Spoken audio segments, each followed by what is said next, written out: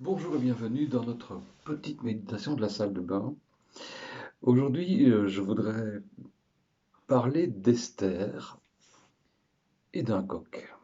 Alors, qu'est-ce que les deux ont à voir ensemble? Je pense que vous allez vite comprendre de quoi il s'agit.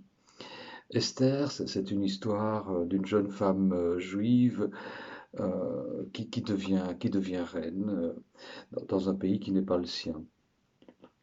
Et c'est un contexte un peu particulier parce qu'en fait, elle est juive, mais elle n'a jamais dit qu'elle était juive à son mari, le roi. Et il y a un homme, Aman, qui veut faire disparaître les Juifs, hein. On trouve ça dans le livre d'Esther. Je ne vais pas tout dévoiler parce que si vous ne connaissez pas bien l'histoire, moi je vous invite à retrouver l'histoire dans ce livre d'Esther. Il y aura un homme à un moment donné qui veut détruire les Juifs, qui veut faire disparaître, qui veut les anéantir. Et puis Esther, elle a un parent, Mardochée, qui est au courant de cette situation et qui va trouver Esther en lui disant, il faut que tu fasses quelque chose. Et Esther se dit, mais écoute, je n'ai pas accès si facilement que ça au roi.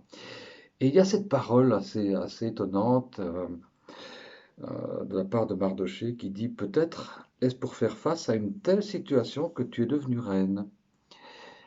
Ça, c'est dans le chapitre 4 d'Esther. Euh, Je vous en dis pas plus sur le contexte, sur ce qui va se passer après, sur comment elle est devenue reine. Tout ça, ça fait partie de l'histoire. Je vous invite à peut-être lire ce superbe livre d'Esther qui est quasi un roman euh, de l'Ancien Testament. C'est assez remarquable. Esther a eu un rôle à jouer à un moment donné dans sa vie. Alors je vais parler d'un coq. Ça, c'est dans le Nouveau Testament cette fois.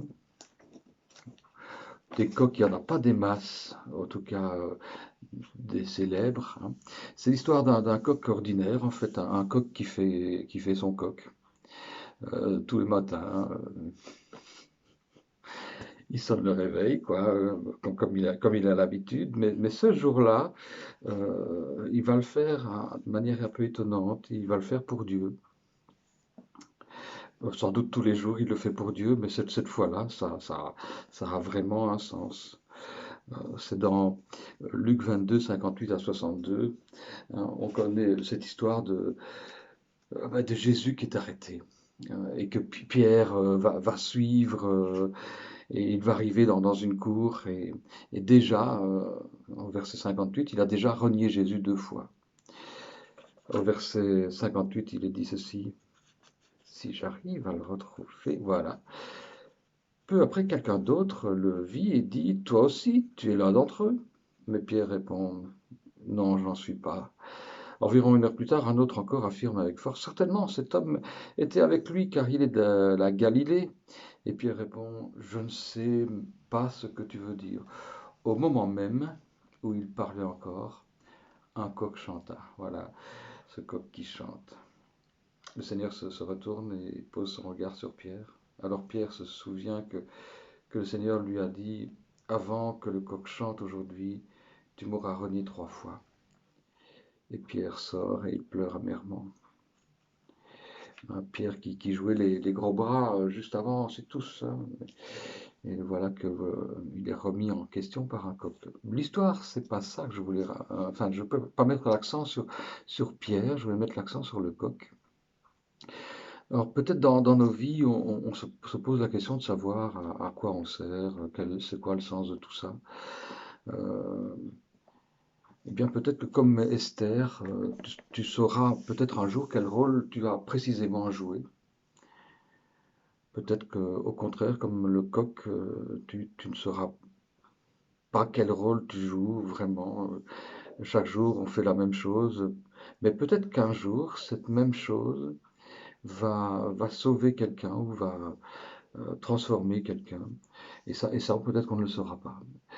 Tout ça pour dire que parfois, on se dit, mais c'est quoi le sens de ma vie? Ou on arrive à un moment donné, on se retourne et on se dit, mais je n'ai servi à rien, je n'ai pas fait grand-chose.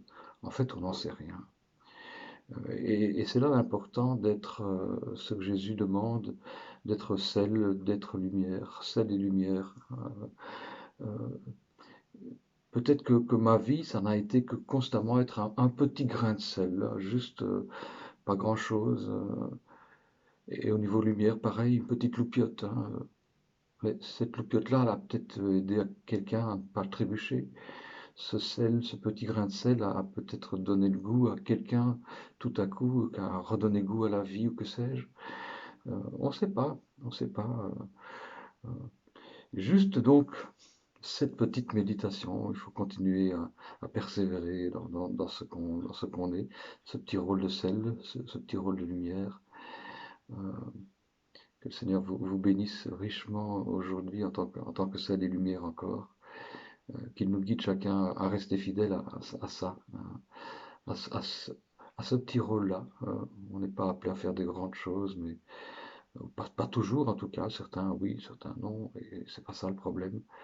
On peut juste être un coq qui continue à chanter chaque matin.